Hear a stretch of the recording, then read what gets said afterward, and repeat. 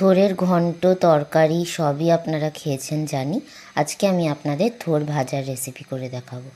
প্রথমেই থোড়টা কেমনভাবে কাটতে হয় দেখুন। গোল গোল করে কেটে সুতোগুলো জড়িয়ে ফেলে দিতে হবে। এবার একদম ঝিরিঝিরি করে কেটে নিতে হবে।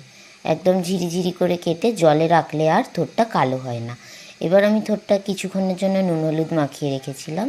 এবার ভালোভাবে চটকে কড়ায় সর্ষের তেল গরম করে কালো জিরে আর শুকনো লঙ্কা ফোড়ন দিয়ে এবার ওই চটকে রাখা থোড়টা আমি দিয়ে দেব।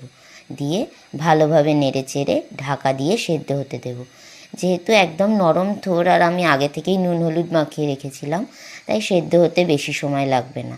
একটু ঢাকা দিয়ে নেড়ে নেড়ে রান্না করলেই হয়ে যাবে। এই যে দেখুন কেমন সেদ্ধ হয়ে এসছে।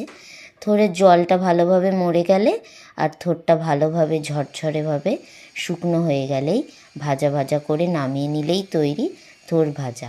নামানোর আগে ওপর থেকে সামান্য একটু চিনি ছড়িয়ে দেবেন, তাহলে স্বাদের ব্যালেন্স হয়ে যাবে আর খেতেও ভালো লাগবে।